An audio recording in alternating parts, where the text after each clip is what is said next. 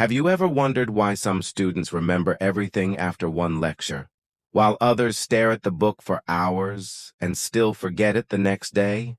Or why one teacher can make even the most boring topic feel interesting, while another puts the whole class to sleep in 5 minutes?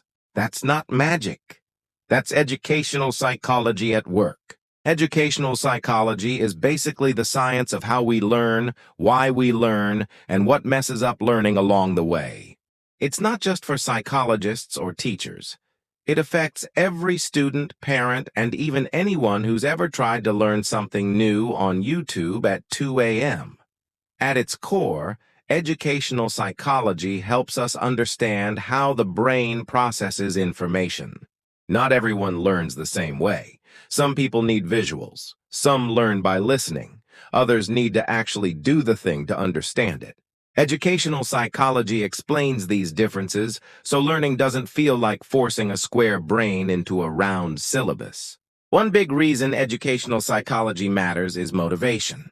Ever noticed how learning feels easy when you're interested but impossible when you're bored? That's not laziness, that's psychology. When students understand why they're learning something and feel supported instead of judged, their brain actually becomes more open to learning.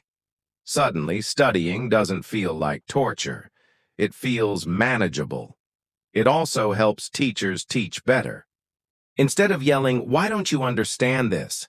educational psychology asks, "How can this be explained differently?" A small change in teaching style, like using real-life examples or breaking information into smaller chunks, can completely change how students perform. Educational psychology also plays a huge role in mental health. Stress, fear of failure, and constant comparison can block learning. When students feel anxious, their brain goes into survival mode, not learning mode. Understanding this helps schools create environments where students feel safe enough to make mistakes, and that's where real learning happens. Let's be honest for a second. Most people don't fail because they're not smart. They fail because the system doesn't match how their brain works. Educational psychology helps fix that gap. It turns "I'm bad at studying" into "I just haven't found the right strategy yet." Even outside school, educational psychology matters. Whether you're learning a new skill, preparing for an exam, or trying to stay focused in an online course, these principles shape how effective your learning is. In simple words, educational psychology reminds us of one important truth. Learning isn't about pressure, punishment, or perfection. It's about understanding the mind.